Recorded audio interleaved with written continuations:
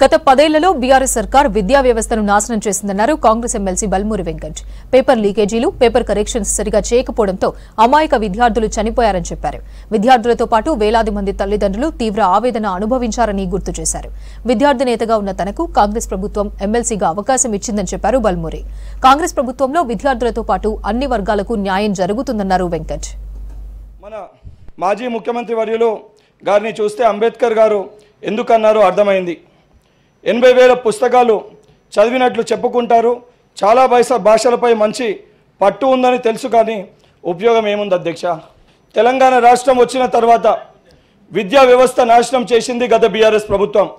Paper లీకేజ్లతోటి, సరైన కరెక్షన్లు చేయకపోవడంతో, యూనివర్సిటీలకి వీసీలు లేకపోవడంతో, యూనివర్సిటీల మౌలిక సదుపాయాలు లేకపోవడంతో ఎందరో విద్యార్థినులు అవస్థపడ్డారు.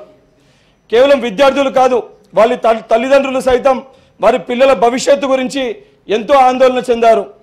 ఎందుకంటే గత ఉమ్మడి ఆంధ్రప్రదేశ్లో దివంగత నేత మాజీ సీఎం వైఎస్ రాజశేఖర రెడ్డి గారు ఎంతో ప్రతిష్టాత్మకంగా ఫీజు రియంబర్స్మెంట్ పథకాన్ని తీసుకొచ్చారు. కానీ ఆ పథకాన్ని బీఆర్ఎస్ ప్రభుత్వం సరిగా అమలు చేయకపోవడంతో నిర్వీర్యం చేసింది. దీంతో చదువు పూర్తయి సర్టిఫికేట్ లేక, ఉన్నత చదువులు చదువుకోలేక, ఉద్యోగ అవకాశాలను కోల్పోయి తమ జీవితాలను కూడా కోల్పోయారు. ఎంతో కష్టపడి చెమటోడ్చి తన పిల్లల్ని చదివించిన తల్లిదండ్రులు ఉన్నత విద్య పూర్తి చేసి తమకు అండగా నిలుస్తారని ఆశిస్తే బీఆర్ఎస్ ప్రభుత్వం వారి ఆశల్ని అడియాశలు చేసింది. గత బీఆర్ఎస్ ప్రభుత్వం నూతనంగా ఏర్పడిన రాష్ట్రంలో విద్యా వ్యవస్థని భ్రష్టు పట్టించింది.